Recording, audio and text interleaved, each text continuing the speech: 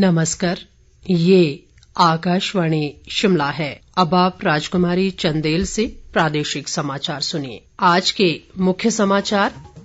देश भर में आज संविधान दिवस मनाया गया। राष्ट्रपति रामनाथ कोविंद ने कहा, संविधान सभी भारतीयों को आपस में जोड़ता है। प्रधानमंत्री नरेंद्र मोदी ने भारतीय संविधान के समृद्ध मूल्यों की रक्षा करने पर दिया बल। भाजपा के राष्ट्रीय अध्यक्ष जगत प्रकाश नड्डा ने पार्टी पदाधिकारियों व कार्यकर्ताओं से एकजुट होकर कार्य करने का किया आह्वान। और प्रदेश कांग्रेस ने भाजपा को मंथन बैठकों के बजाय बढ़ती महंगाई व बेरोजगारी पर चिंतन करने की दी सलाह। अब समाचार विस्तार से।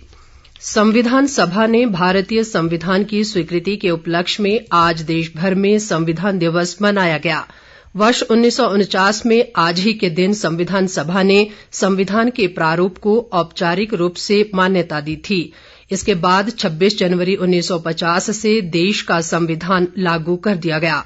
राष्ट्रपति रामनाथ कोविंद ने आज संसद भवन के केंद्रीय कक्ष में संविधान दिवस समारोह की अध्यक्षता की। उपराष्ट्रपति एम वेंकैया नायडू, प्रधानमंत्री नरेंद्र मोदी और लोकसभा अध्यक्ष ओम बिरला सहित अन्य गणमान्य व्यक्ति इस दौरान मौजूद रहे। इस अवसर पर राष्ट्रपति रामनाथ कोविंद ने कहा कि संविधान सभी भारतीयों को आपस में जोड़ता है। राष्ट्रपति ने कहा कि संविधान की शक्ति से भारत अपनी विकास यात्रा में आगे बढ़ रहा है।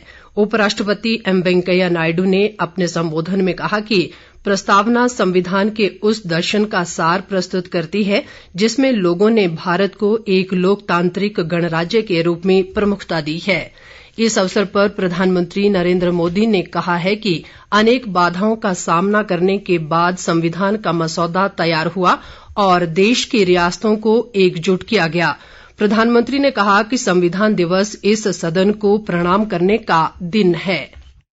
आज का दिवस इस सदन को प्रणाम करने का है, क्योंकि इसी पवित्र जगह पर महीनों तक भारत के विद्वज्जनों ने, एक्टिविस्टों ने देश के उज्जवल भविष्य के लिए व्यवस्थाओं को निर्धारित करने के लिए मंथन किया था और उसमें से संविधान रूपी अमृत हमें प्राप्त हुआ है, जिसने आजादी के इतने लंबे कालखंड के बाद हमें यहाँ पहुंचाया है। आज पूज्य बापू को भी नमन करना है।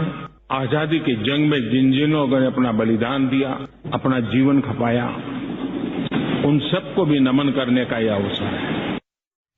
प्रधानमंत्री ने कहा कि देश राष्ट्रपिता महात्मा गांधी और भारत के स्वाधीनता संग्राम में भाग लेने वाले सभी लोगों को श्रद्धांजलि अर्पित करता है। उन्होंने कहा कि मुख्य रूप से आज का दिन भारतीय संविधान के प्रमुख वास्तुकारों डॉक्टर राजेंद्र प्रसाद और डॉक्टर भीमराव अंबेडकर को श्रद्धांजलि देने का दिन है।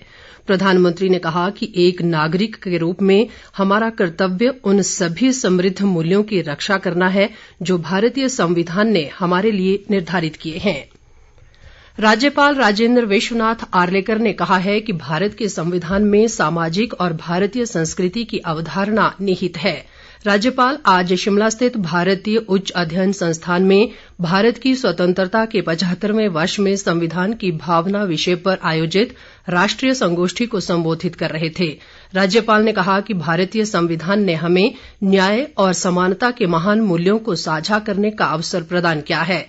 उन्होंने कहा कि ये प्रत्येक भारतीय नागरिक का कर्तव्य है कि वे प्रस्तावना के आदर्शों को आत्मसात करने के लिए हर संभव प्रयास करें। संस्थान के अध्यक्ष कपिल कपूर ने इस अवसर पर कहा कि भारतीय समाज और परंपरा स्वशासन के सिद्धांत पर आधारित है। इस बीच संविधान दिवस के अवसर पर प्रदेश के अनेक स्थानों पर अधिकारियों व कर्मचारियों ने भारतीय संविधान की प्रस्तावना पढ़ी। प्रधानमंत्री नरेंद्र मोदी 28 नवंबर रविवार को आकाशवाणी से मन की बात कार्यक्रम में अपने विचार साझा करेंगे। मासिक रेडियो कार्यक्रम की ये 83वीं कड़ी होगी। मन की बात कार्यक्रम आकाशवाणी और दूरदर्शन के समूचे नेटवर्क पर प्रसारित होगा। ये आकाशवाणी समाचार की वेबसाइट और news on AIR mobile app पर भी उपलब्ध रहेगा।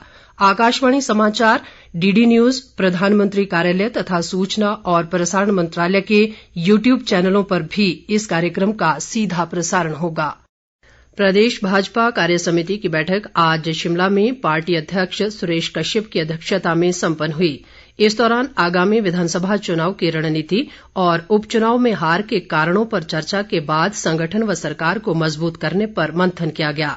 बैठक में पार्टी के राष्ट्रीय उपाध्यक्ष सौदान सिंह, प्रदेश प्रभारी अविनाश राय खन्ना, मुख्यमंत्री जयराम ठाकुर, पूर्व मुख्यमंत्री प्रोफेसर प्रेम कुमार धूमल, सह प्रभारी संजय टंडन और राज्यसभा सांसद इंदु गोस्वामी विशेष रूप से मौजूद रहे। भाजपा के राष्ट्रीय अध्यक्ष जगत प्रकाश नड्डा ने बैठक में मौजूद सभी सदस्यों को वर्चुअल माध्यम से संबोधित किया। उन्होंने प्रधानमंत्री नरेंद्र मोदी के नेतृत्व में डबल इंजन की सरकार की उपलब्धियों पर चर्चा करते हुए इन्हें घर घर तक पहुंचाने का आह्वान किया। उन्होंने पार्टी की मजबूती के लिए सभी से एकजुट होकर कार्य करने का आग्रह भी किया। जगत प्रकाश नड्डा ने प्रदेश भाजपा संगठन की पीठ थपथपाई और कहा कि 7,752 बूथों पर कार्य हो रहा है और हमारी पन्ना प्रमुख योजना काफी सफल रही है। उन्होंने पार्टी पदाधिकारियों को सोशल मीडिया की अफवाहों में न आने का संदेश देते हुए प्रदेश में मौजूदा भाजपा की सरकार को सुदृढ़ करते हुए मिशन रिपीट के लिए कार्य करने को कहा। कार्यसमिति की बैठक को संबोधित करते हुए भाजपा के राष्ट्रीय उपाध्यक्ष सौदान सिंह ने कहा कि भाजपा सभी स्तरों पर तालमेल व एकजुटता के साथ आगे बढ़ेगी और नए जोश के साथ कार्य करेगी। मुख्यमंत्री जयराम ठाकुर ने भाजपा कार्यसमिति के पदाधिकारियों से मिशन रिपीट के लिए तैयारियों में जुटने का आह्वान किया। उन्होंने पार्टी कार्यकर्ताओं से सरकार की नीतियों और विकास कार्यों को आमजन तक पहुंचाने का आग्रह भी किया। जयराम ठाकुर ने कहा कि आने वाला समय चुनौतियों भरा रहने वाला है और उपचुनाव के परिणामों से सीख लेकर सकारात्मकता से आगे बढ़ने की जरूरत है। पूर्व मुख्यमंत्री प्रोफेसर प्रेम कुमार धूमल ने कहा कि भाजपा जो कार्यक्रम तय करेगी उनको धरातल पर ले जाना है और सरकार की जन कल्याणकारी योजनाओं को घर घर तक पहुंचाना है, जिससे पार्टी और मजबूत होगी। उन्होंने कहा कि सभी को पार्टी के हित व कार्यकर्ताओं के बारे में सोचना है और सकारात्मक दिशा में कार्य करना है। इस बीच कार्यसमिति की बैठक के बाद एक पत्रकार वार्ता में प्रदेश भाजपा अध्यक्ष सुरेश कश्यप ने पार्टी के राष्ट्रीय अध्यक्ष जगत प्रकाश नड्डा द्वारा की गई हौसला अफजाई को ऊर्जा देने वाला बताया।